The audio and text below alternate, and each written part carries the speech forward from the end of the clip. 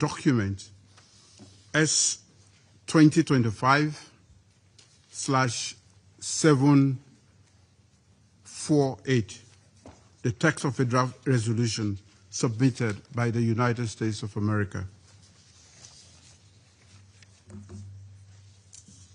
The Council is ready to proceed to the vote of the draft resolution before it.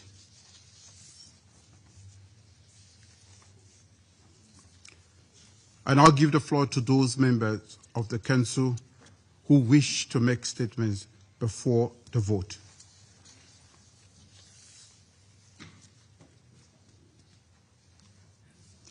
I give the floor to the representative of the United States. Thank you, Mr. President. Colleagues, for 2 agonizing years, Gaza, home to over 2 million souls, has been a crucible of conflict, a hell on earth, where Hamas's brutality and terror met Israel's fierce response, leaving rubble where schools once stood and graves where playgrounds thrived. The death toll climbs into the tens of thousands. Hunger gnaws at the vulnerable, and hope flickers like a candle in the storm. But colleagues, here today, November 17th, we stand at a crossroads. Today, we have the power to douse the flames and light a path to peace. That path is the draft United Nations Security Council resolution before us. A bold, pragmatic blueprint born from President Trump's 20-point comprehensive plan. End the Gaza conflict, forged in the fires of diplomacy with Qatar, Egypt, Saudi Arabia, UAE, Turkey, Pakistan, and Indonesia. Those countries stood with President Trump right back here in this very chamber, right in this room. They stood with him during the UN General Assembly High-Level Week just 8 weeks ago, and they have now publicly stood for this resolution. Over a dozen European heads of state, including the EU, the Secretary General, and Mahmoud Abbas stood with President Trump then at Sharm el-Sheikh after he presented his plan. So colleagues, I ask you before this vote, with this kind of support, I ask you if the region most affected, the Arab nations, the Muslim majority nations, the Palestinians and the Israelis can accept this resolution, how could anyone be against it? There's an old saying where I come from, you can't be more Catholic than the Pope. And I ask everyone today, are you more righteous in this cause than those who must live with it and will ultimately benefit from this plan for peace? This resolution, colleagues, is no mere paper promise. It's a lifeline. The resolution endorses a hard-won ceasefire. And I thank Special Envoy Steve Witkoff. I thank my dear friend Jared Kushner, who forged what so many people said was impossible. The hostages, the living hostages released. There are more still absolutely to go, with families suffering. But we have a ceasefire that is holding. Their plan has already silenced the guns and freed 45 hostages in this fragile, fragile first step. And let me be clear, the United States remains committed to ensuring that the remains of the last 3 hostages held by Hamas must come home.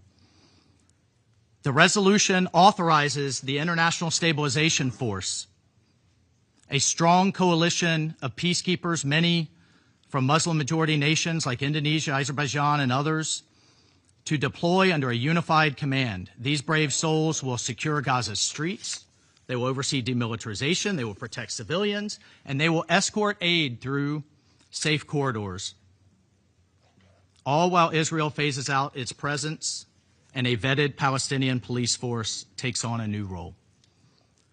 At the heart of this plan, colleagues, lies the Board of Peace, a transitional administration with an international coordinating reconstruction financing from a dedicated trust fund backed by the World Bank itself to rebuild shattered lives, homes, hospitals, schools.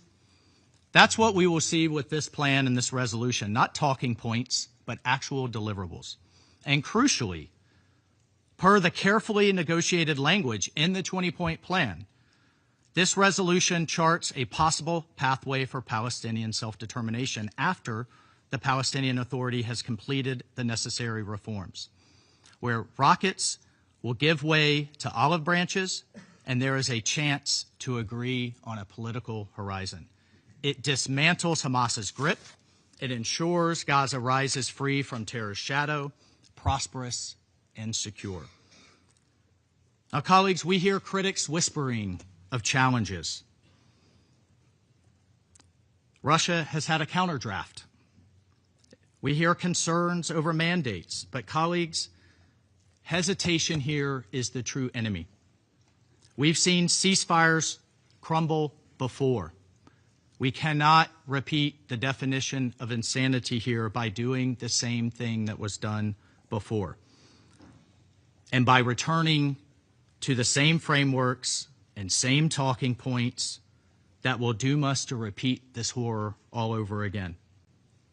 Delaying will cost lives, and every day without this force, aid trucks lie idle, children starve, and the extremists regroup to try to maintain control.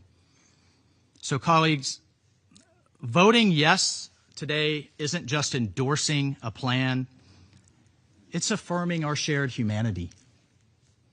It's telling Gaza's and Israel's mothers that the world has not forgotten them. Adopting this resolution today will prove the United Nations can still be a beacon and not just a bystander. Colleagues, the eyes of history and humanity are upon us right here, right now. A vote against this resolution is a vote to return to war. Time is not on the side of peace. This is not the time for endless debate and lawyering. The clock is ticking like a time bomb. So let us vote for this resolution, not as a compromise, but as a covenant for the children of Gaza and for peace that endures and for a Middle East reborn. Mr. President, I thank you. I thank the representative of the United States for the statement. I shall put the draft resolution to the vote now.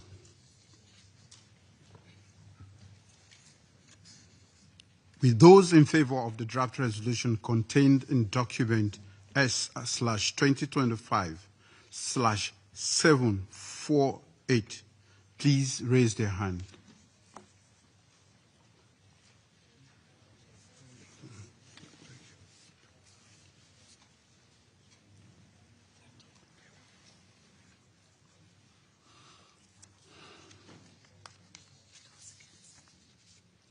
Those against?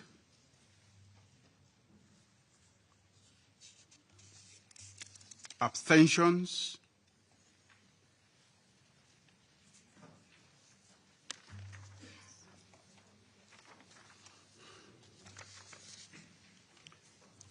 The result of the voting is as follows: 13 votes in favor, 0 votes against, 2 abstentions.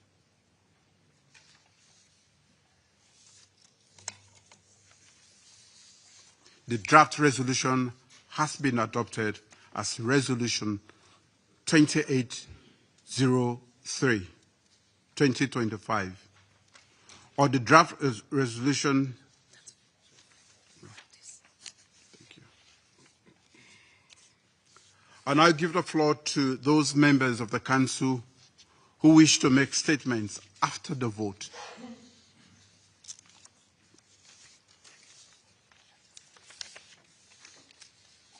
I give the floor to the representative of the United States. Thank you, Mr. President, and thank you to the Council members for this historic and constructive resolution. Thank you for joining us in charting a new course in the Middle East for Israelis and Palestinians and all the people of the region alike. I would like to additionally thank our partners from the President's meeting during High-Level Week: Egypt, Qatar, Jordan, Saudi Arabia, the United Arab Emirates, Turkey, Indonesia, and Pakistan.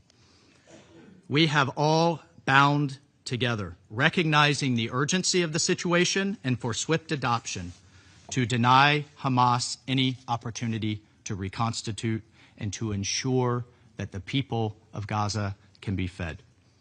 Today's resolution represents another significant step towards a stable Gaza that will be able to prosper and an environment that will allow Israel to live in security. The Board of Peace, which will be led by President Trump, remains the cornerstone of our effort. The board will coordinate the delivery of humanitarian assistance, facilitate Gaza's development, and support a technocratic committee of Palestinians responsible for day-to-day operations of Gaza's civil service and administration, while the Palestinian Authority fully implements its reform program. The resolution today provides troop-contributing countries with the framework they need for moving forward with the International Stabilization Force and global financial institutions the mechanisms they need for channeling investment, respectively. The former will support a region free from Hamas's grip, and the latter, Gaza's reconstruction and development. The path to prosperity, colleagues, requires security first. Security is the oxygen that governance, that development needs to live and to thrive. The International Stabilization Force will stabilize the security environment, support the demilitarization of Gaza, dismantle terrorist infrastructure, decommission weapons, and maintain the safety of Palestinian civilians. We believe that the investment that will follow adoption today will revitalize Gaza's economy, providing Palestinians with an opportunity instead of saddling them with perpetual reliance on aid. We look forward to working alongside the World Bank to that end as it supports Gaza's long-term redevelopment, even as we address the immediate and dire humanitarian needs. President Trump's historic 20-point plan marked the beginning of what will be a strong, stable, and prosperous region, united in rejecting the path of violence, hatred, and terror. Colleagues, and I say this to the world, this resolution today is just the beginning. An adoption of resolution today demonstrates the overwhelming support for the President's vision for a stable Gaza where Palestinians determine their own destiny, free from terrorist rule and violence. And under President Trump's bold leadership, the United States will continue to deliver results alongside our many partners. We will seize the opportunity today to end decades of bloodshed and make lasting peace a reality, and we will work tirelessly with our partners, as we have over the last several months, to advance this vision for a more stable and prosperous Middle East. I thank you, Mr. President. I thank the representative of the United States for the statement. I now give the floor to the representative of Algeria. Thank you, Mr. President. At the outset, allow me to express our appreciation to the United States for presenting this draft resolution we just adopted, aimed at implementing the comprehensive plan endorsed by all parties. We extend our thanks to the U.S. leadership and in particular to President Trump, whose personal engagement has been instrumental in establishing and maintaining a ceasefire in Gaza. Thus, bringing an end to the unbearable suffering endured by the Palestinian people for nearly 2 years. We acknowledged the efforts undertaken by President Trump in advancing peace worldwide, but we underline that genuine peace in the Middle East cannot be achieved without justice. Justice for the Palestinian people who have waited for decades for the establishment of their independent state. Mr. President, Algeria has engaged in the negotiations of this resolution on behalf of the Arab group and in close consultation, close coordination with the Palestinian representatives. We submitted what we considered essential amendments to ensure balance and integrity in the text. Some of those proposals were taken on board, and we continued to engage until the end, both on behalf of the Arab group and in our national capacity, to incorporate elements we believed would further improve the draft. It is worthy to recall that this text has received the support of broadly Arab and Muslim countries, whom in full responsibility have publicly endorsed the draft in its final version and called for its adoption. It is also worthy to recall that the Palestinian Authority at the highest level has openly welcomed the initiative and echoed the appeal to support the text. If Algeria has made it a solemn duty to stand consistently with Palestine, we have also pledged never to overstep this role, and above all, without engaging in any form of overstatement or one-upmanship, but rather to fully respect the choices and the decisions of the Palestinian people themselves and their representatives.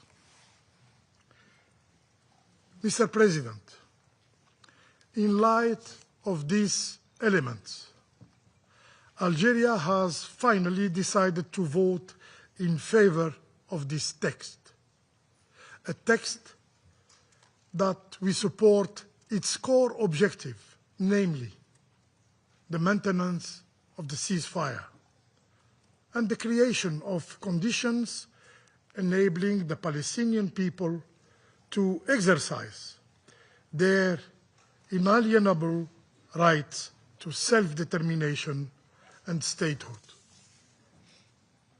Allow me, Mr. President, to underline the following points. First, this resolution is one more piece in the broader mosaic that forms the United Nations doctrine on resolving the Israeli-Palestinian conflict. Previous resolutions remain fully valid and constitute the essential foundation of any future effort. Second, this resolution must be read in its entirety. Its annex is an integral part of it, and all parties must comply with it.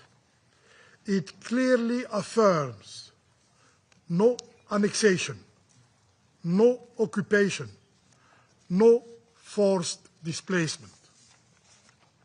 Third, humanitarian aid must enter and be distributed throughout Gaza through the UN agencies and other humanitarian actors without interference. Without interference, Israel can no longer impose restrictions that have contributed to the starvation of the Palestinian population in Gaza. Fourth, Gaza will be administered under a transitional arrangement by a technocratic Palestinian committee pending the return of the Palestinian Authority to assume its full responsibilities in the Strip as outlined in the comprehensive plan. Fifth, the establishment of an international stabilization force is a major development. We believe it will, as mandated, first and foremost, provide protection to Palestinian civilians and enable the complete withdrawal of Israeli occupying forces from Gaza. Six, today, Gaza lies in ruins, and its population bears the deep scars inflicted by a devastating war machine. The time has come. The time has come for the reconstruction of Gaza with the support of the international community, the international financial institution, including the World Bank. Algeria, for its part, will stand ready to assume its responsibility and will contribute to the effort to rebuild civilian infrastructure in Gaza solely for the benefit of the Palestinian people. 7, Palestinian people are enduring immense suffering, not only in Gaza, but also in the West Bank, where settler terrorism has reached unprecedented levels. Dispossession, annexation, and the relentless expansion of settlement are eroding, day by day, the very prospects of a viable Palestinian state. Protection measures must therefore be extended to the West Bank as a matter of urgency. Accountability is equally indispensable. Security Council Resolution 2334 must be fully and faithfully implemented.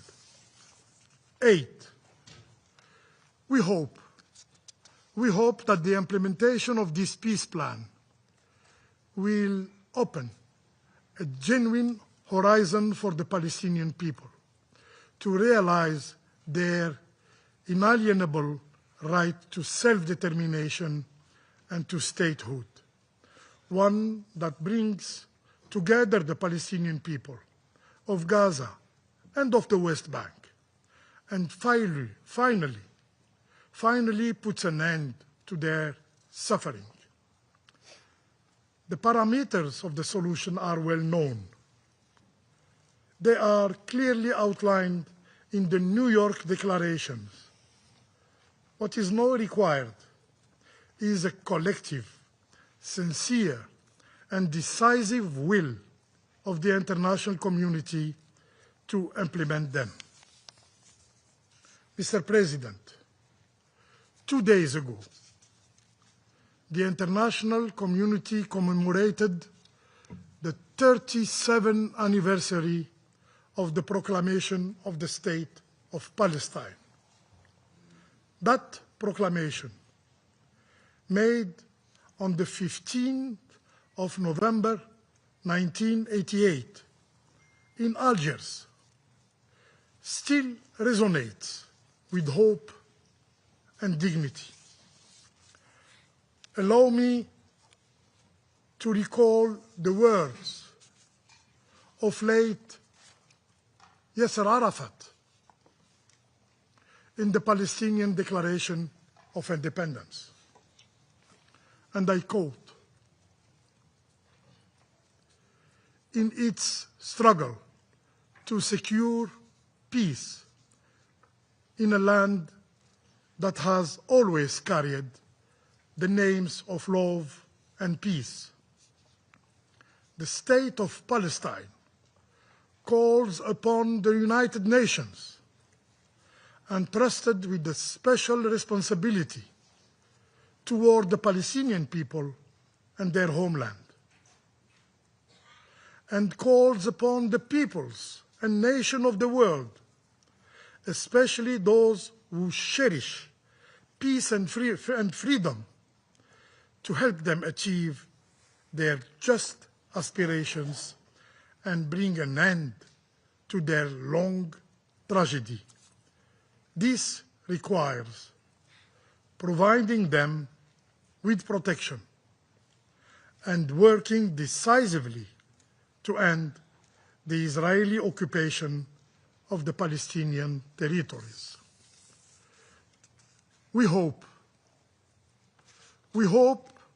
that those engaged in this process will remain faithful to this call, a call that echoes across generations and continues to guide the path toward a just and lasting peace in the Middle East. My country, Algeria, as stated several times by President Abdelmajid Tebboune, will remain steadfast in supporting such an endeavor. I thank you. I thank the representative of Algeria for the statement, and I give the floor to the representative of United Kingdom. Thank you, President. The United Kingdom voted in favour of this resolution as a critical staging post in the implementation of the peace plan for Palestinians, Israelis and the region, turning the page on 2 devastating years of conflict towards a lasting peace. Last month, the international community came together in Sharm el-Sheikh to deliver a strong message of support for President Trump's 20-point plan, as well as the diplomatic efforts of Qatar, Turkey and Egypt.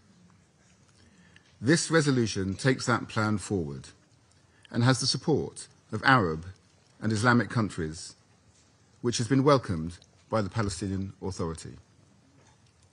We thank President Trump for his leadership and the US for bringing this resolution forward. It is right that we build on this momentum so an international stabilization force can be deployed quickly to support the ceasefire and to avoid a vacuum being left which Hamas can exploit. We must also substantially step up our work to support the UN humanitarian effort. That requires opening all crossings and ensuring that aid agencies and international NGOs can operate without obstruction. We must help those in desperate need where they are, throughout Gaza. Humanitarian relief and reconstruction must take place across all parts of the Gaza Strip and in a manner that prevents further displacement. We repeat our call for the urgent return of the remaining deceased hostages. President, the transitional arrangements that we embark on today must be implemented in accordance with international law and respecting Palestinian sovereignty and self-determination. This should strengthen the unity of Gaza and the West Bank and empower Palestinian institutions to enable a reformed Palestinian Authority to resume governance in Gaza. We also look forward to the urgent formation of a Palestinian Committee alongside the Board of Peace as part of the transitional arrangements. The UK remains deeply concerned that deteriorating economic conditions in the West Bank, alongside increasing settler violence, could undermine progress in Gaza. President, the UK will continue to work with the US and all our partners to implement this resolution and to map a credible pathway to a just and lasting peace for Israelis and Palestinians alike, based on a two-state solution. I thank you. I thank the representative of United Kingdom for the statement, and I'll give the floor to the representative of Guyana.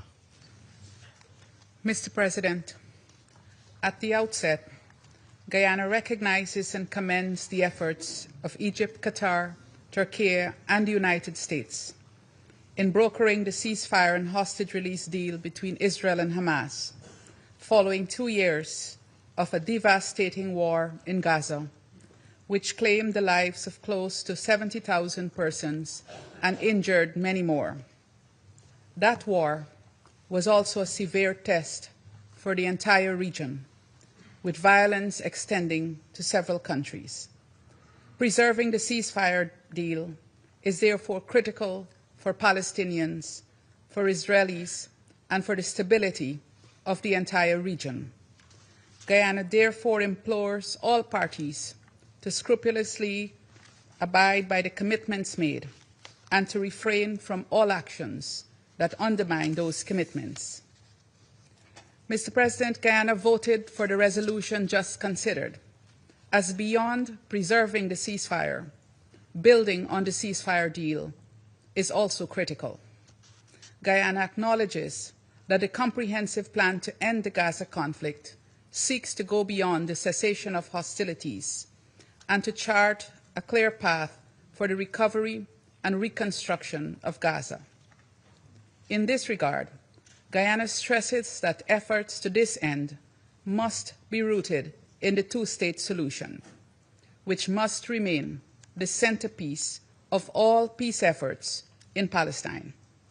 The continuing occupation of the Palestinian territory is a violation of international law, bolstered by the advisory opinion of the International Court of Justice of July 2024, which confirmed this and said that the occupation must be brought to an end. The Security Council, therefore, must ensure the tenets of international law are upheld.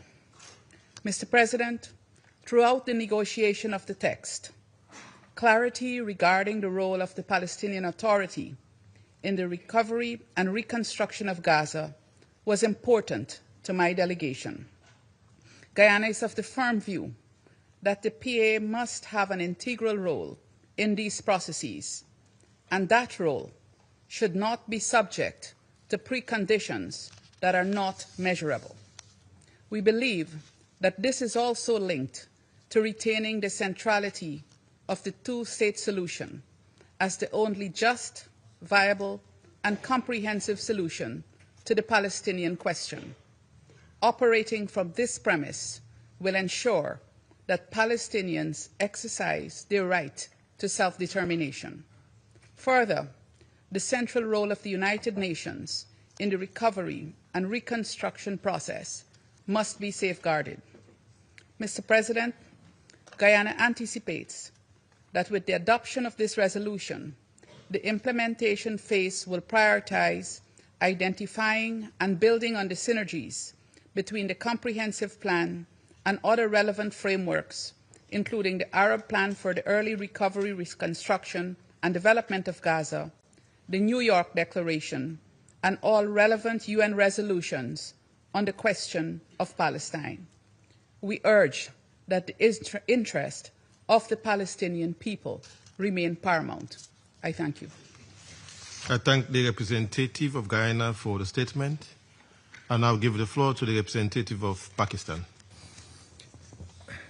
Mr. President, we thank the United States for tabling this resolution that welcomes and endorses President Trump's comprehensive plan to end the Gaza conflict and lays the groundwork for its implementation. Pakistan has voted in favor of this resolution with the primary objective in the immediate term to stop the bloodshed, to save the lives of innocent Palestinians, including women and children, to maintain the ceasefire, to ensure much-needed large-scale humanitarian relief, and to secure the full withdrawal of Israeli forces from Gaza. President, the question of Palestine is at the core of the Arab-Israeli conflict. Pakistan's position on this issue has always been in line with and in support of Palestine and the Arab countries being the principal stakeholders in this dispute. Accordingly, our vote has been guided by the position of Palestine and the Arab group, as well as the group of 8 Arab Islamic countries, Saudi Arabia, Qatar, the UAE, Egypt, Jordan, Indonesia, Turkey, and Pakistan, that came together in September in support of President Trump's commendable initiative to bring the war in Gaza to an end. We have welcomed that initiative because not only it got the ceasefire on ground, it subscribed to the need for humanitarian assistance, reconstruction, provision of a secure and stable environment, and the hope for a credible pathway to Palestinian self-determination and statehood. President, throughout the negotiations on the draft resolution, Pakistan supported the proposals of the Arab group submitted by Algeria and also submitted our own amendments to make the text more balanced and in line with international legitimacy that governs the Palestinian question. We acknowledge and appreciate the efforts of the penholder, the United States, for incorporating some of our suggestions, including the call for maintenance of the ceasefire in OP1 and a reporting mechanism to the Security Council.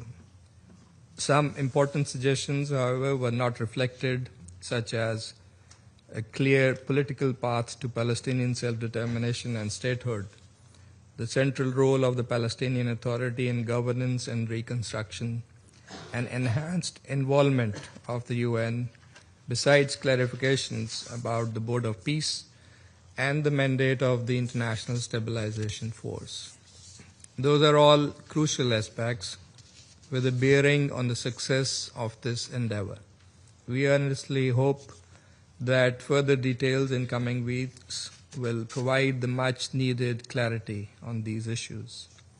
President, after 2 years of devastating war and an unprecedented humanitarian catastrophe in Gaza, where more than 69,000 innocent Palestinians have been killed, most of them women and children, a ray of hope emerged with the signing of the peace agreement at Sharm el-Sheikh peace summit between Egypt, Qatar, Turkey, and the United States. Pakistan, as a part of the group of 8 Arab Islamic countries, welcomed the efforts by President Trump and his proposal to end the war, rebuild Gaza, prevent displacement of Palestinian people, advance comprehensive peace, and halt the annexation of the West Bank. We engaged with sincerity and constructively to help alleviate the suffering of the Palestinian people and support a viable path to peace, stability, and realization of their inalienable right to self-determination and statehood.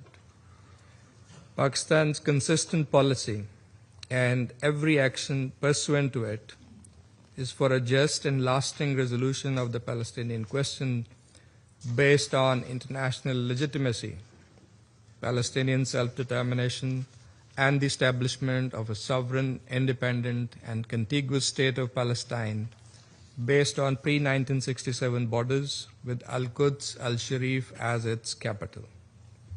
That must be the ultimate objective, and the culmination of any peace process or initiative on the Middle East. Our position is firmly grounded in international law and relevant UN resolutions. Pakistan reaffirms its full support and solidarity with the Palestinian people and will continue to stand with them at every stage. We hope that the momentum generated by the ongoing peace efforts will help achieve these objectives, and we call on the international community to uphold its obligations in this regard. President, allow me to underline our position on some key elements related to today's resolution. First, the existing Security Council resolutions on the question of Palestine remain fully valid. This resolution shall not alter or diminish them. Second, the right to self-determination is inherent and unconditional. This right is enshrined in the UN Charter, applies equally to the Palestinian people, and cannot be subjected to any conditions. Third, as the resolution and the peace plan envisage, the Board of Peace is a transitional oversight mechanism. The mandate granted to the BOP by this Council is temporary and expires in 2027 unless renewed. Importantly, the executive and administrative authority in Gaza must remain with the Palestinians through a Palestinian committee. Fourth, we reiterate that the role of the Palestinian Authority is absolutely central and critical in this process. A legitimate Palestinian representation is essential for credible governance and genuine Palestinian ownership. Peace cannot be achieved in bypassing the Palestinians. There must be an end to policies that undermine and weaken the Palestinian Authority.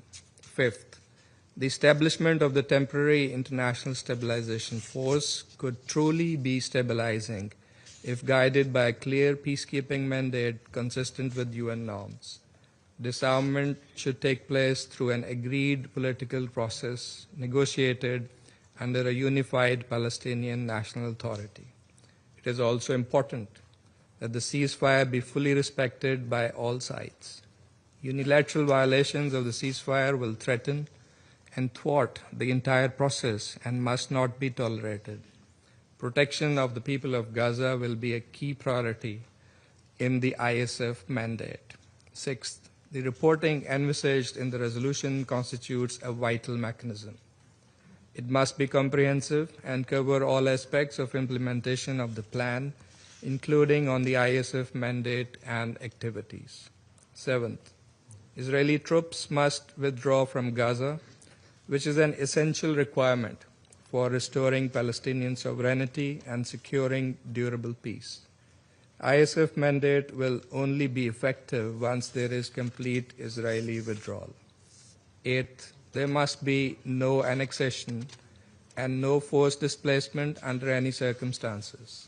The territorial contiguity of the West Bank and Gaza is indispensable for a viable, sovereign, and independent state of Palestine. Finally, we believe that in order to break the cycle of violence, it is absolutely necessary to end the occupation and to have a political horizon, open the pathway to the Palestinian state through a credible, time-bound political process firmly anchored in the relevant UN resolutions. Durable peace and stability in the region will come only with the establishment of the Palestinian state as part of the two-state solution. President, looking ahead, the central roles of the United Nations, the Palestinian Authority, and the Palestinian people are vital in ensuring legitimate governance, reconstruction, and institution building in Gaza. The international community must stand with them steadfastly and firmly. At this solemn moment in history, Pakistan stands shoulder to shoulder with the people of Palestine. Their suffering is our anguish. Their resilience is our pride. Their aspiration, our cause. The people of Gaza have endured what no human being should ever face, yet they have proudly and boldly upheld their dignity, identity, and hope. Their courage obliges us to act with moral clarity and sustained political commitment. Pakistan reaffirms that we will continue to support the Palestinian struggle and the right to self-determination. And until its realization, our solidarity will remain unwavering and our voice unshakable. I thank you. I thank the representative of Pakistan for the statement, and I'll give the floor to the representative of the Republic of Korea. Thank you, Mr. President. Today, the Republic of Korea voted in favor of the draft resolution tabled by the United States. The Security Council has taken a significant step toward ending the Gaza conflict and supporting a just, lasting peace in the Middle East. The Republic of Korea appreciates the leadership and constructive efforts of the United States in achieving this important progress. With an official statement last month, the Republic of Korea warmly welcomed the ceasefire in Gaza through the comprehensive plan. Now, having taken a further step to consolidate and materialize this plan, we commend the tremendous efforts by the mediators, among others, United States, Egypt, Qatar, Turkey, to end this war. Without such devotion, the suffering in Gaza and the region would have been even more intensified and protracted. We hope that today's adoption of this resolution and endorsement of the comprehensive plan will pave the way toward a better future for the Gaza and entire Middle East. At the same time, we underscore the need for the plan to continue evolving in a manner that delivers tangible, sustainable, and irreversible progress.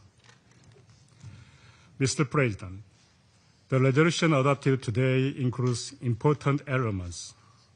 We expect that the details of the resolution, such as the composition, time frame, the work of the BOP and ISF, will be further developed and more practically operationalized in close engagement of the Security Council, ensuring its active involvement throughout the process.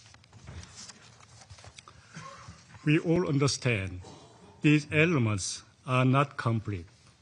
None of them can be easily accomplished, and there will be many challenges ahead.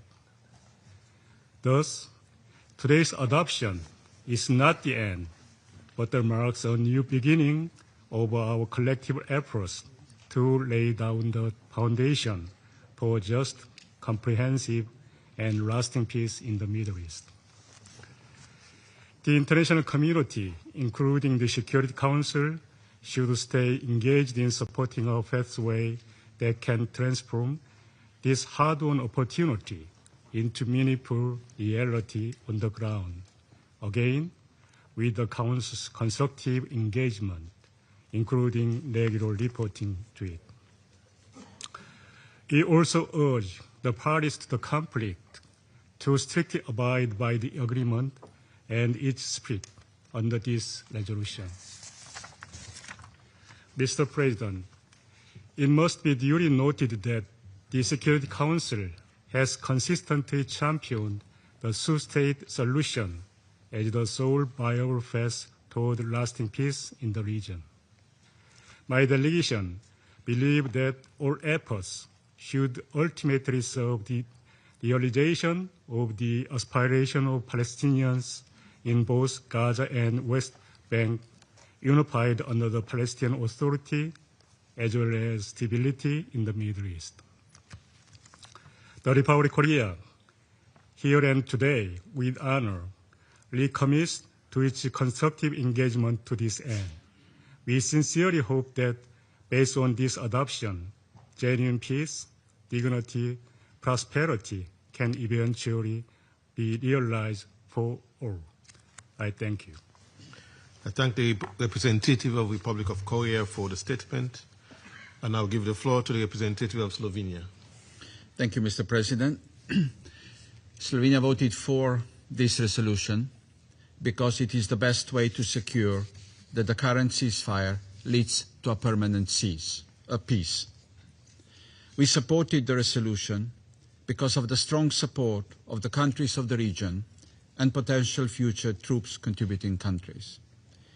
They are assuming the largest responsibility for the future of Palestine and Palestinians, and we listened to their appeal.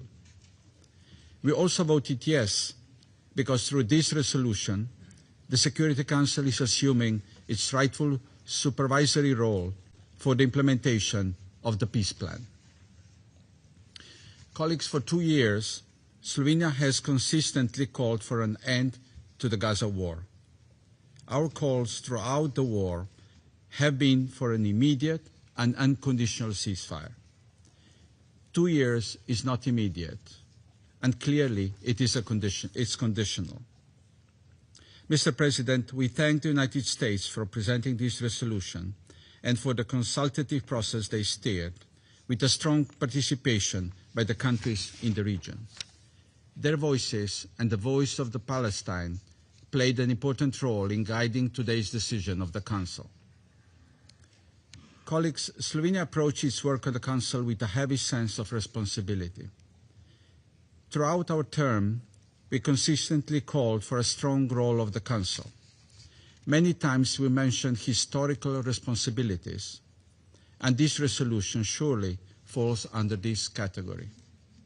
In this vein, Slovenia remains convinced that clear terms of reference for the work of the Board of Peace, along with its composition, should be transmitted to the Council when available. While this resolution provides a framework, we understand many details will be agreed upon on the ground and through a consultative process. We underline the need for inclusivity, transparency, and good faith. We underline the inalienable right of the Palestinian people to self-determination and the principle of territorial integrity affirmed by the Council. This translates into the Gaza Strip being unified with the West Bank, including East Jerusalem, under the Palestinian Authority. Slovenia believes that Palestinian Authority must assume full responsibilities in the Gaza Strip and calls on transitional arrangement to support this goal in a timely manner. We further believe that details for International Stabilization Force deployment and operation should be hammered out in close consultative process with potential troop contributing countries. We also believe the Council should be regularly briefed on the work of the Board of Peace and the International Stabilization Force, in addition to the mandated written reports. Mr. President, our calls in this war have first and foremost been calls for protection of civilians. We continue calling for lifting of all restrictions on humanitarian aid and humanitarian operations, including NGO registration and limitations to the work of UNRWA, obligations confirmed by the International Court of Justice. And finally, Slovenia reaffirms its unwavering support to the two-state solution, Israel and Palestine living side by side in peace and security. We therefore call on building the momentum and pursuing a tangible political process on the basis of the New York Declaration. I thank you. I thank the representative of Slovenia for the statement, and I'll give the floor to the representative of France. Merci, Monsieur le Président. Monsieur le Président, la France salue l'engagement des États-Unis, dont les efforts décisifs menés avec l'Égypte, le Qatar et la Turquie ont permis de parvenir à un accord de cessez-le-feu, à la libération des otages et à la reprise de l'aide humanitaire à Gaza, efforts qui se retrouvent dans cette résolution 2803. La France a voté oui afin de répondre aux besoins les plus urgents des populations et de soutenir les efforts de paix en cours. Par ce vote positif, la France entend appuyer la dynamique politique qui vise à mettre durablement fin à la guerre à Gaza, à fournir une aide humanitaire à la hauteur des besoins, à prévenir une résurgence des violences, à rétablir la sécurité des populations et à créer les conditions d'un horizon politique crédible en Israël et en Palestine. Les objectifs poursuivis par ce texte répondent à des besoins impérieux, à savoir un accès humanitaire immédiat, massif et sans entrave partout dans Gaza, en coordination avec les Nations unies, le Comité international de la Croix-Rouge et les ONG internationales, dans le strict respect du droit international humanitaire, y compris s'agissant de la protection des personnes ne participant pas ou plus aux hostilités et des principes de l'action humanitaire. Le déploiement rapide d'une force internationale de stabilisation temporaire mandatée par le Conseil de sécurité. Le relèvement précoce et la reconstruction durable de Gaza, alors que l'enclave est aujourd'hui en ruine après 2 années de guerre. Le désarmement et la démobilisation de tous les groupes armés, en particulier du Hamas. La réponse aux préoccupations sécuritaires légitimes d'Israël. La réponse aux aspirations tout aussi légitimes des Palestiniens à l'autodétermination et à un État palestinien, en cohérence avec la reconnaissance de l'État de Palestine par la France et plusieurs de nos partenaires. Monsieur le Président, la mise en œuvre de cette résolution doit s'inscrire dans un cadre politique et juridique clair, dans la continuité des résolutions pertinentes du Conseil de sécurité, des paramètres internationalement agréés et de la déclaration de New York. Ce cadre politique repose sur 3 piliers. Premièrement, la mise en œuvre de la solution de 2 États démocratiques et souverains, la Palestine et Israël, vivant côte à côte en paix et en sécurité, au sein de frontières sûres et reconnues, selon les lignes de 1967, y compris en ce qui concerne Jérusalem. Deuxièmement, le retour rapide d'une autorité palestinienne réformée et renforcée à Gaza, avec l'accompagnement de la communauté internationale et l'exclusion du Hamas de tout rôle dans la gouvernance de l'enclave. Troisièmement, l'unité de Gaza et de la Cisjordanie, toutes 2 parties intégrantes du territoire de l'État palestinien. À cet égard, tout changement démographique ou territorial de l'enclave, toute occupation ou annexion de Gaza sont exclus. En Cisjordanie, la poursuite de la politique de colonisation constitue une violation grave du droit international et menace l'avenir de la solution à 2 États. Ce cadre s'appuie sur des principes fondamentaux de l'action internationale, en particulier le respect du droit international humanitaire et du droit international des droits de l'homme, ainsi que du droit à l'autodétermination du peuple palestinien. Nous continuerons de défendre avec constance et conviction ces principes, ancrés dans le droit international, et qui doivent guider notre action collective dans la mise en œuvre de cette résolution, tant au Conseil de sécurité que sur le terrain. Monsieur le Président, en votant aujourd'hui en faveur de cette résolution présentée par les États-Unis, la France fait le choix de la responsabilité. Une responsabilité envers les populations civiles qui ont droit à protection et dont tant de vies ont été brisées, envers une région qui aspire à retrouver la paix et la stabilité. Nous saluons l'engagement des États-Unis et nous appelons toutes les parties à mettre en œuvre leurs engagements, y compris au regard du droit international, sans délai. Pour sa part, ce Conseil doit rester pleinement mobilisé pour soutenir ces efforts ainsi que la mise en œuvre de ces décisions. Il devra être prêt à se réunir sans attendre les rapports mandatés par cette résolution en fonction de l'évolution de la situation sur le terrain, afin d'assurer le bon déroulement des prochaines étapes, notamment le bon déploiement de la force internationale de stabilisation temporaire. Il en va de l'instauration d'une paix et d'une stabilisation durable. Je vous remercie. I thank the representative of France for the statement, and I'll give the floor to the representative of Somalia. Thank you, Mr. President. We have voted in favor of this draft resolution and extend our appreciation to the United States as penholder for its leadership and constructive consultations that have taken place throughout this process. Our support for this text reflects our enduring commitment to the Palestinian cause and our determination to alleviate the suffering of the Palestinian people. We commend President Trump's 20-point plan and creating a Board of Peace as set out in the resolution and its endorsement by the participating states at the Sharm el-Sheikh conference, which enjoys the backings of 8 Arab and Islamic countries.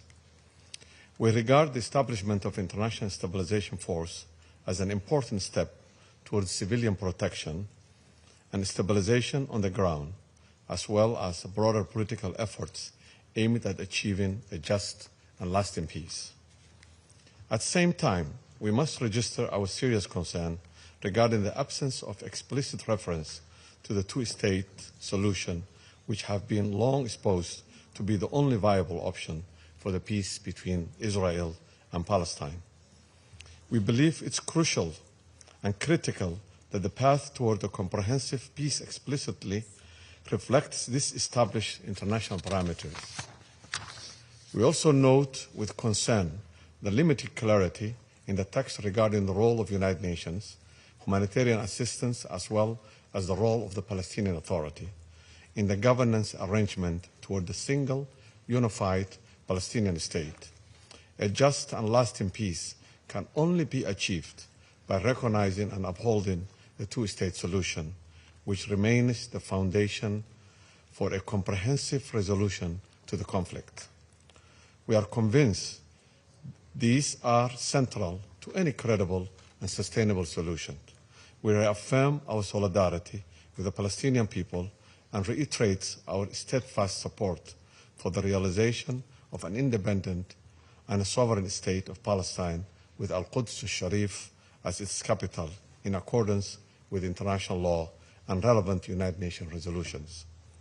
Our delegation stands ready to work with the international community to ensure that this opportunity is not lost and that peace in the occupied Palestinian territory and the wider region becomes not just a possibility, but a reality. I thank you. I thank the representative of Somalia for the statement, and I'll give the floor to the representative of Greece. Thank you, Mr. President. Today is an important day for peace in the Middle East. At long last, after 2 years of bloodshed and suffering, this Council endorses a plan for peace.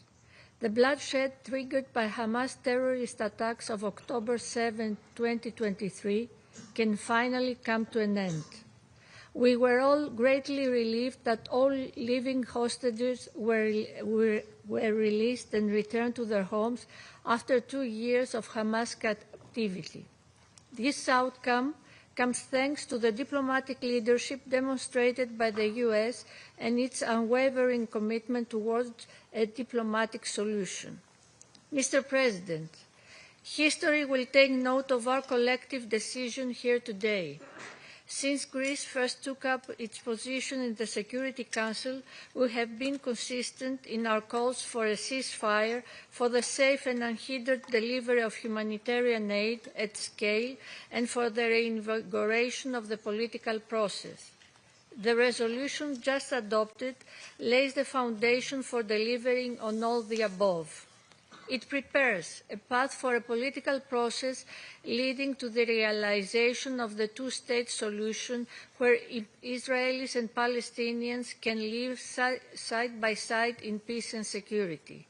It constitutes but the start of the process, opening the path for Palestinian self-determination and statehood as stipulated in the comprehensive plan. Importantly, as the plan stipulates, no one will be forced to leave Gaza. May the peoples of the region suffer no more, and may they finally live in sustainable peace, for they have suffered too much.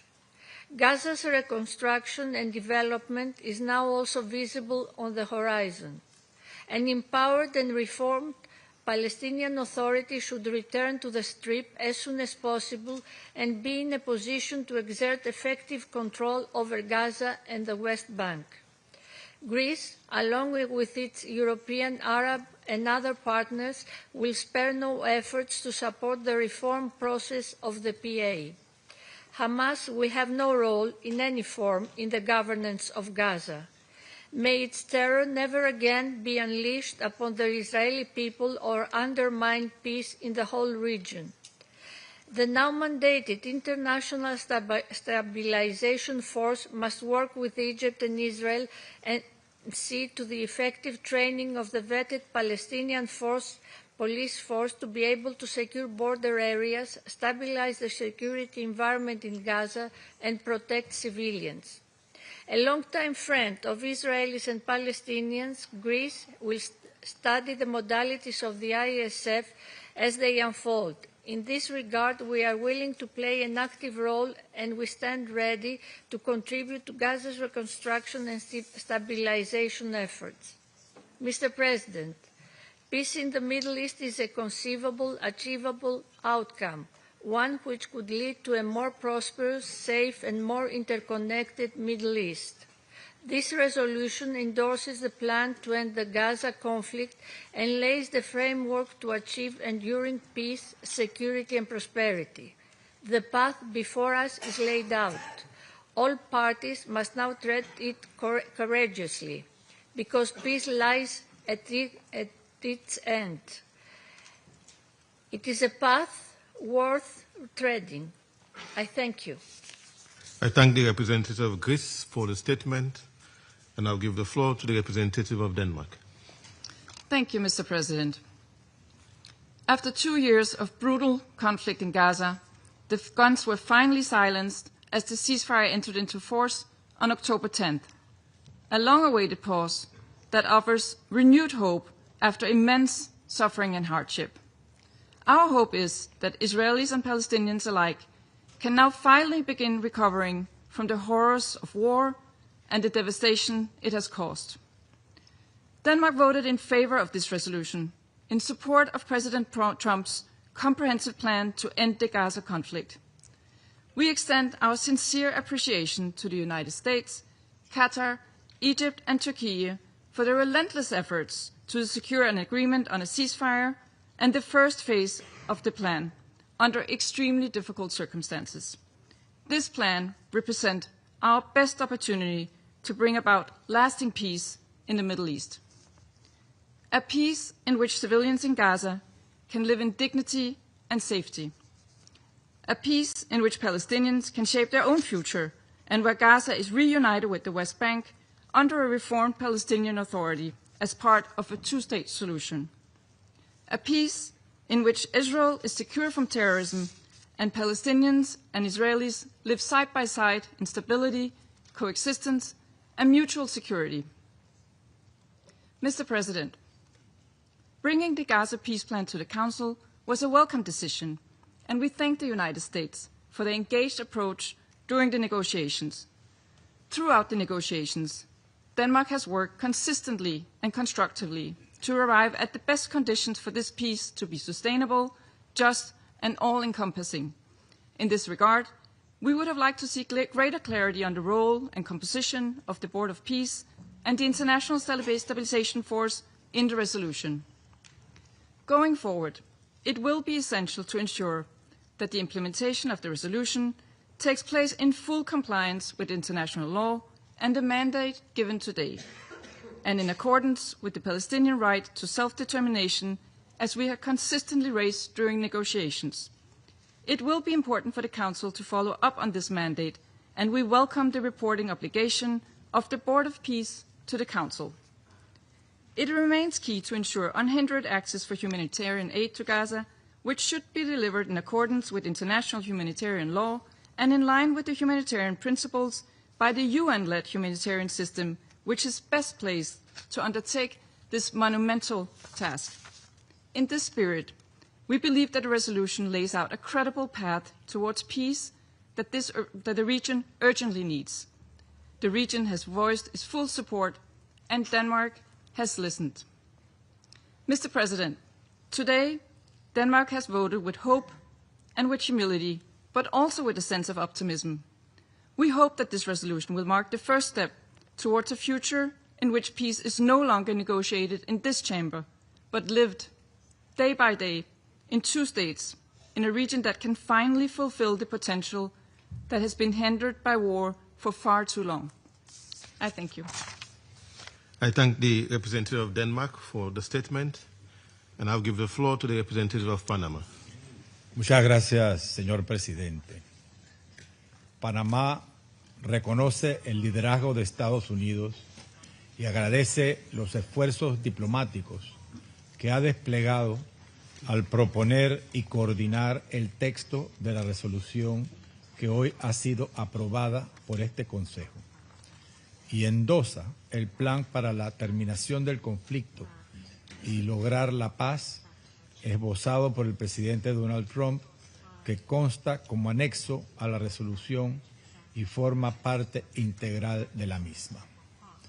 Lo perfecto es enemigo de lo bueno. Panamá ha votado a favor de esta resolución presentada por los Estados Unidos y respaldada por Arabia Saudita, Qatar, Egipto, Emiratos Árabes Unidos, Indonesia, Jordania, Pakistán y Turquía, porque, aún reconociendo la urgente e impostergable necesidad de abordar de manera integral las causas políticas y de seguridad que han impedido una solución sostenible al conflicto israelí-palestino durante décadas, situamos en el centro de nuestra posición a la población israelí y a la palestina, y a la magnitud del sufrimiento y devastación que hoy enfrentan.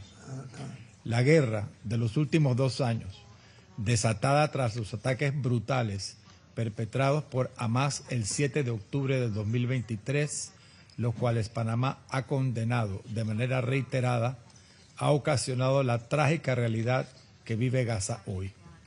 Reiteramos que el futuro de Gaza deberá construirse sin la presencia y el control de Hamas.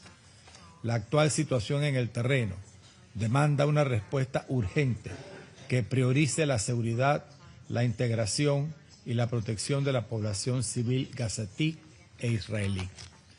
Por ello, consideramos que la resolución propuesta por Estados Unidos, que ha sido adoptada hoy por este Consejo, constituye un primer paso necesario para consolidar el alto al fuego, reforzar la vital asistencia humanitaria y apoyar los esfuerzos internacionales dirigidos a iniciar la reconstrucción e intentar un camino distinto al que la población palestina de Gaza, su tierra natal, ha conocido durante demasiado tiempo.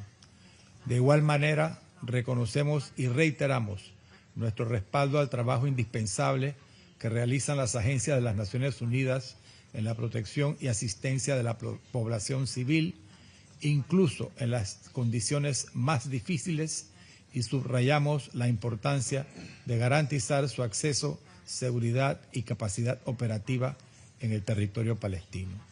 Señor presidente, en lo que respecta a Panamá, entendemos que Gaza y Cisjordania, incluida Jerusalén Oriental, son partes integrales del futuro Estado palestino de conformidad con las resoluciones pertinentes del Consejo de Seguridad y el derecho internacional.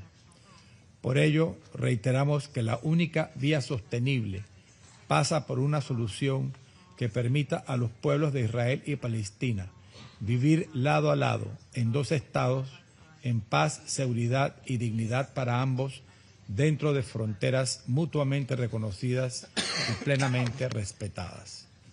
Panamá seguirá trabajando con todos los actores y respaldando acciones e iniciativas como la resolución que hoy se adopta para construir sobre la misma a fin de preservar el alto al fuego, proteger a los civiles y mantener abiertas todas las vías de solución política que impulsen una paz justa, digna y duradera. Muchas gracias. I thank the representative of Panama for the statement, and I'll give the floor to the representative of Russian Federation. Господин председатель, Российская Федерация воздержалась от подготовленного американскими коллегами проекта резолюции Совета Безопасности. Такой проект мы поддержать не могли. Мы ценим усилия Соединенных Штатов и других посредников, благодаря которым удалось остановить горячую фазу палестино-израильского конфликта и предотвратить массовый голод, добиться прекращения огня, освобождения израильских заложников и удерживаемых палестинцев, а также осуществить обмен телами погибших. Видим, что эти усилия ценят как в регионе Ближнего Востока, так и во всем мире. Вместе с тем, когда речь идет о решении Совета Безопасности ООН, как главного уставного органа по поддержанию международного мира и безопасности, мы не должны забывать об ответственности, о той ответственности, что лежит на нем. Именно поэтому с самого начала переговоров по документу мы последовательно настаивали на том, чтобы членам СБ была отведена уставная роль с необходимыми инструментами подотчетности и контроля. Кроме того, мы исходили из того, что резолюция должна отражать общепризнанную международно-правовую основу, подтверждать фундаментальные решения и принципы, в первую очередь краеугольную формулу двух государств для двух народов. А ведь именно этот подход был одобрен подавляющим большинством в Нью-Йоркской декларации, принятой по итогам двух форумов в поддержку двухгосударственного решения.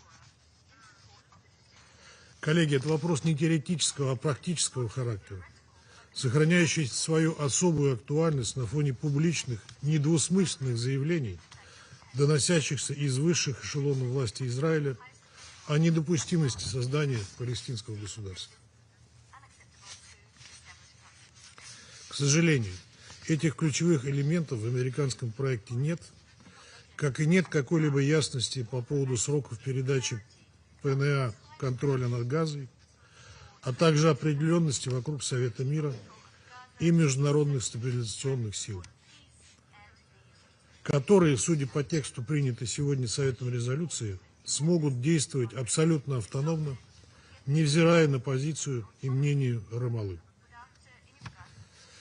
Это чревато закреплением отрыва сектора от западного берега и напоминает о колониальных практиках и британском мандате Лиги наций на Палестину, когда мнение самих палестинцев никто не учитывал. Отдельные вопросы вызывает и мандат международных сил. В плане президента Трампа не указывалось, что они будут заниматься демилитаризацией Газы и разоружением местных группировок, используя все доступные средства. В резолюции же миссия наделяется такими миропринудительными задачами,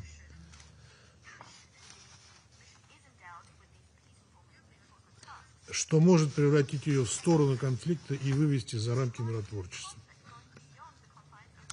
Насколько мы понимаем, ни одна из потенциальных стран-поставщиков контингентов на такое не подписывалась. При этом отмечаем, что членам Совета фактически не дали времени на добросовестную работу и поиск компромисса. Выкручивание рук по столицам и делегациям здесь, в Нью-Йорке, добросовестной работой не назовешь. Если резюмировать, то представленный Соединенными Штатами документ – это очередной кот в мешке. По сути, Совет дает благословение на американскую инициативу под честное слово Вашингтона, отдавая сектор Газа на откуп Совета мира и международных стабилизационных сил, о модальностях работы которых нам пока ничего не известно. Главное, чтобы этот документ не стал ширмой для бесконтрольных экспериментов Соединенных Штатов и Израиля на оккупированной палестинской территории и не превратился в приговор к двухгосударственному решению. Россия приняла к сведению позицию Рамаллы, а также многих арабо-мусульманских государств, выступивших в поддержку американского проекта во избежание возобновления кровопролития в анклаве. В этой связи мы не стали вносить наш собственный проект, целью которого было внести поправки в концепцию Соединенных Штатов для ее приведения в соответствии с согласованными резолюциями ООН. Но не стоит и ликовать. Сегодня печальный день для Совета. Помимо желания заинтересованных сторон, есть еще такое понятие, как цельность Совета Безопасности. И сегодня принятием этой резолюции эта цельность и прерогативы Совета были нарушены. Это тот случай, когда мы хотели бы ошибиться и рассчитывать, что Соединенные Штаты на деле продемонстрируют свой миротворческий потенциал, оценивать который можно будет по тому, насколько им в реальности удастся обеспечить устойчивый мир, где Израиль и Палестина будут сосуществовать в мире и безопасности в границах 1967 года, а Иерусалим станет столицей обоих государств в соответствии с резолюциями Совета Безопасности и Генеральной Ассамблеи ООН, нормами международного права и заключенными ранее соглашениями, отвечающими как интересам израильтян в обеспечении собственной безопасности, так и праву палестинцев на собственное государство. Теперь реализация плана президента Трампа целиком ложится на его авторов и сторонников, прежде всего из числа арабо-мусульманской восьмерки.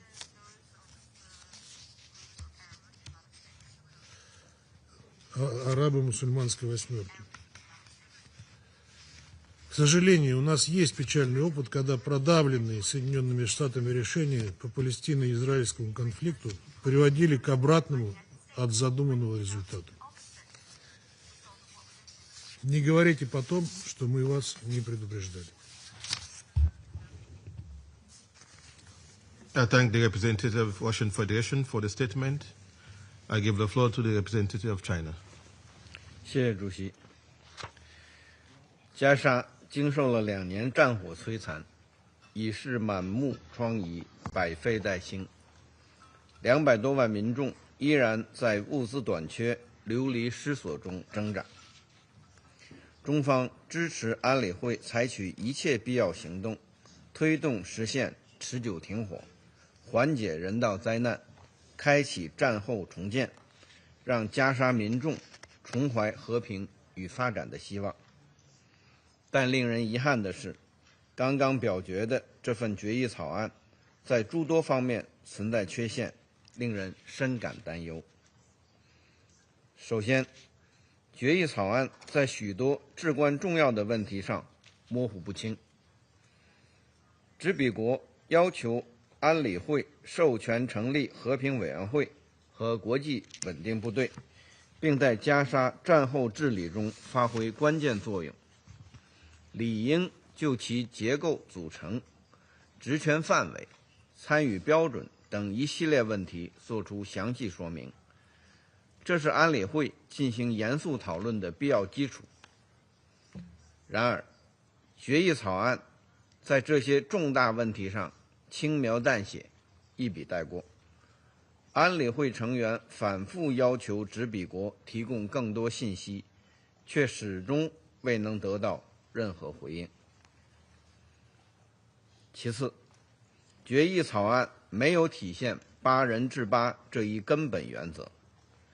加沙是巴勒斯坦人民的加沙，不是任何其他人的加沙。任何战后安排都应当尊重巴勒斯坦人民的意愿，发挥巴勒斯坦民族权力机构的重要作用。决议草案描绘了加沙战后治理安排，却似乎缺少了巴勒斯坦的身影。巴勒斯坦的主权与主导权未得到充分体现。尤其令人深感关切的是，决议草案没有明确重申对两国方案这一国际共识的坚定承诺。第三，决议草案没有确保联合国和安理会的有效参与。决议草案要求安理会授权和平委员会全面负责加沙民事和安全安排，但除了每半年一次的书面报告，没有其他监督和审查机制。联合国在战后恢复、经济重建等方面拥有充足的经验和能力，理应在加沙战后治理上发挥重要作用，但决议草案却没有相应安排。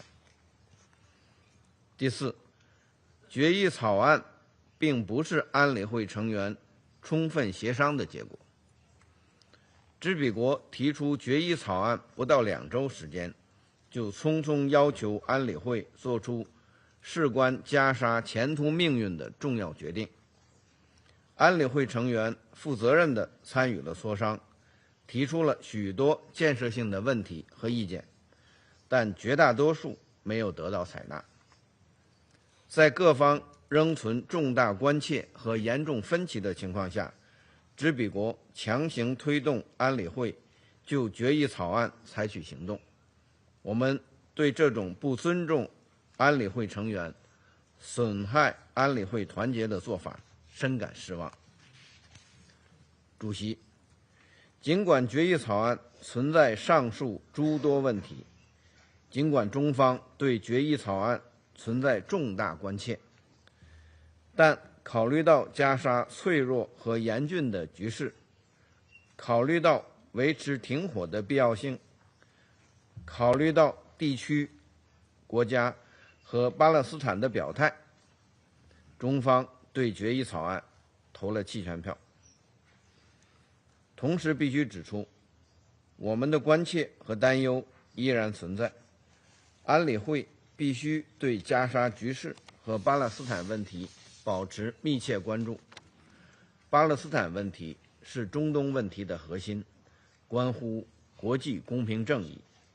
国际社会要坚定不移推动两国方案，推动巴勒斯坦问题政治解决，建立以1967年边界为基础，以东耶路撒冷为首都，享有完全主权的独立的巴勒斯坦国，实现巴勒斯坦人民的建国权、生存权和回归权。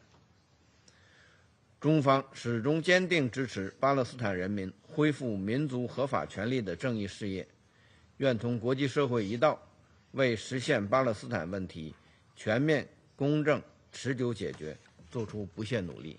谢谢主席。I thank the representative of China for the statement. I shall now make a statement in my capacity as the representative of Sierra Leone. Colleagues, Sierra Leone thanks the United States for coordinating the process that culminated in the tabling of the resolution just adopted by the Council. We further thank President Donald J. Trump for his leadership, and we also thank the other mediators, Egypt, Qatar, and Turkey, for their commendable efforts.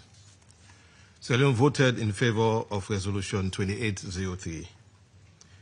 We did so mindful of our responsibilities as a member of the Committee on the Exercise of the Inalienable Rights of the Palestinian People, and of our long-standing support for a just and lasting peace in the Middle East, grounded in international law, the protection of civilians, and a negotiated two-state solution with an independent, viable, and contiguous state of Palestine living side by side with Israel in peace and security. Our vote also took careful account of the fact that the draft has been accepted by the Palestinian Authority and has received support from a number of states in the region that are closely engaged with the peace effort. Their views and their readiness to work with this framework were an important consideration for Sierra Leone in assessing whether the resolution could, if implemented in good faith, contribute to de-escalation and create a space for a political process. Throughout the negotiations, Sierra Leone was guided by four core principles. First, safeguarding the inalienable rights of the Palestinian people to self-determination. Second, ensuring the protection of civilians and unhindered humanitarian access. Third, anchoring any stabilization measures in a clear, lawful, and time-bound framework that restores legitimate Palestinian governance. And fourth, preserving regional peace and security in accordance with the Charter of the United Nations. Colleagues, we attach particular importance to the legal effects of decisions of this Council. On matters within its mandate under the Charter, the Security Council may create binding obligations for Member States by virtue of the consent already given by all members to accept and carry out its decisions. In doing so, the Council can contribute to the progressive development and codification of international law relating to the maintenance of international peace and security. At the same time, the Council's authority is not without limits. It is constrained by the Charter and by preemptory norms of general international law, jus cogens, which admits no derogation. Among these preemptory norms is the right of peoples to self-determination, as elaborated by the International Law Commission and affirmed by the jurisprudence of the International Court of Justice. The Council cannot lawfully extinguish, suspend, or condition such a right. It is therefore Sierra Leone's clear understanding that nothing in this resolution impairs, qualifies, or defies the inalienable right of the Palestinian people to self-determination and to an independent state. That right exists independently of any peace plan, governance arrangement, or reform program. In accordance with the advisory opinions of the International Court of Justice on the legal consequences of Israeli policies and practices in the occupied Palestinian territory, the United Nations, including this Council, is called upon to operationalize that right, not to postpone it or dilute it. Against this background, we interpret the references in the resolution to a future pathway to Palestinian self-determination and statehood as reaffirming and not conditioning the existing right of the Palestinian people. Any benchmarks concerning governance or reform can only relate to the manner in which the right is exercised in practice, not to its existence in law. The resolution establishes a Board of Peace as a transitional governance administration and authorizes the deployment of an international stabilization force in Gaza. Sierra Leone engaged constructively on these aspects and submitted language, including a more explicit reference to Chapter 7, aimed at clarifying that the Council is not endorsing any form of substitution of one occupying authority by another, nor creating a new open-ended international administration detached from international law and from the legitimate aspiration of the Palestinian people. Although not all of our proposals were incorporated in the final text, we wish to place on record our understanding of its legal implications. First, we regard the Board of Peace as transitional in nature. It is a temporary framework intended to help stabilize Gaza, facilitate the implementation of the peace agreement, and support the re-establishment of legitimate Palestinian governance. It does not and cannot alter the status of the occupied Palestinian territory, nor confer or transfer sovereignty. Second, we understand the Council to be acting in substance under its Chapter 7 responsibilities for the maintenance of international peace and security, particularly with respect to authorizing the International Stabilization Force. The powers conferred on the ISF must be exercised in accordance with international law, including international humanitarian law and international human rights law. Third, the Board of Peace and the ISF function within and not outside the framework of the law of occupation and the applicable rules on international responsibility. Any actor exercising effective control over territory or persons, whether a state or a mandated entity, bears corresponding legal obligations and potential accountability. We underline that, as concerns the situation prior to this resolution, the international legal responsibility of the State of Israel continues to subsist. In particular, Israel's obligations as the occupying power persist with respect to the investigation and prosecution, as appropriate, of alleged atrocity crimes, the protection of the human rights of Palestinians, including those in detention, the dignified return of the remains of the deceased, and the continuing illegality under international law of settlement activities in the West Bank, including East Jerusalem. We further reaffirm the unity and contiguity of the occupied Palestinian territory, comprising the West Bank, including East Jerusalem, and the Gaza Strip, as recognized in previous resolution of this Council and the General Assembly. Nothing in this resolution may be interpreted as fragmenting that territorial integrity or prejudging final status issues which must be resolved through negotiations in line with international law. On the question of permanent sovereignty over natural resources, Sierra Leone recalls the long-standing resolutions of the General Assembly and the position of this Council affirming the right of the Palestinian people to permanent sovereignty over their natural resources, including land and maritime resources in the occupied Palestinian territory.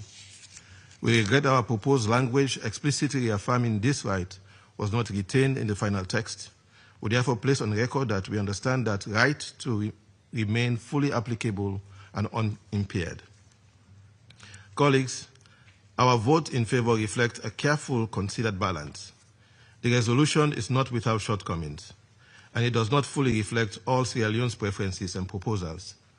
As said by the permanent representative of Panama, as the French philosopher Voltaire aptly puts it, and I quote, The perfect is the enemy of the good, end of quote.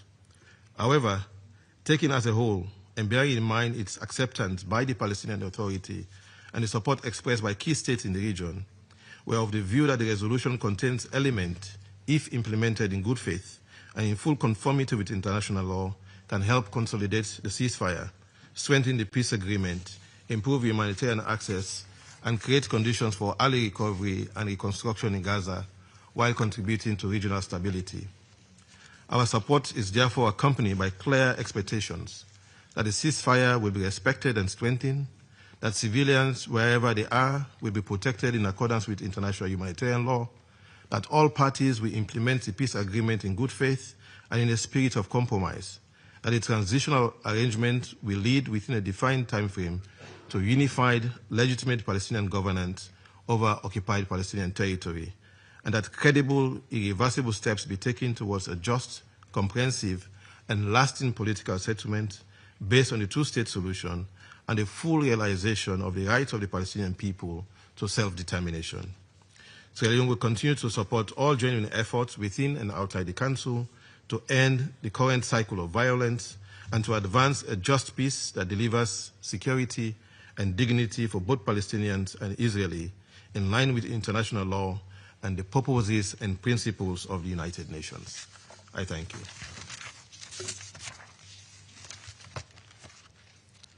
I resume my function as President of the Council. There are no more names inscribed on the list of speakers. The meeting is adjourned.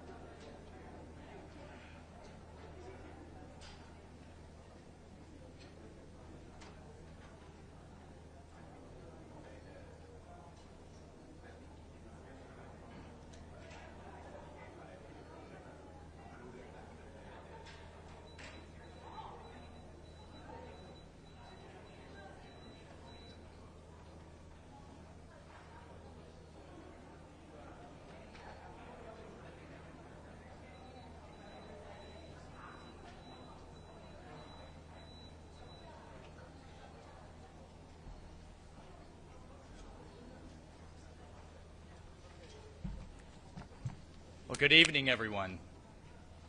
And thank you for joining us for what is truly a historic moment at the United Nations.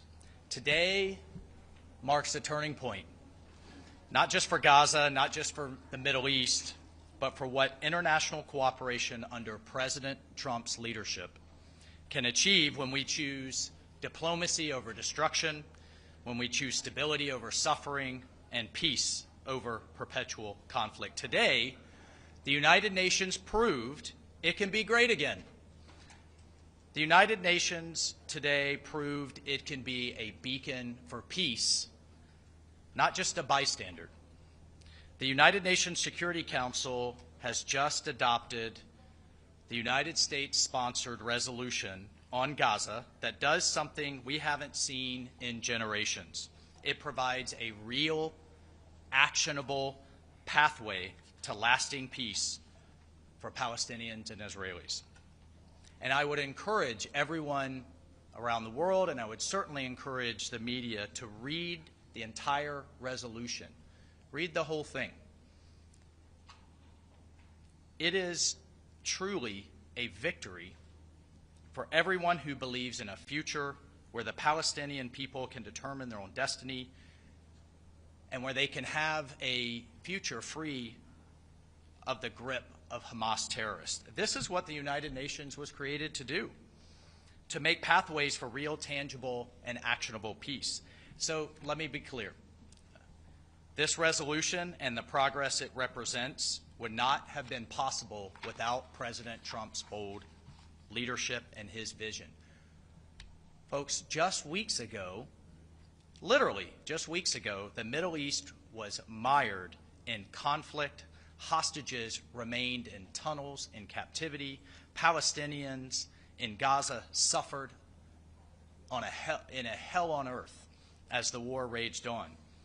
Then President Trump secured a historic peace deal with the critical support of Qatar, Egypt, and Turkey. Hostages came home to their families, and we are still working to bring home the remaining 3 hostages who remain in Gaza. But we've also seen massive humanitarian aid begin flowing into Gaza, an average of 660 trucks per day since the ceasefire. So we saw the region in chaos just weeks ago.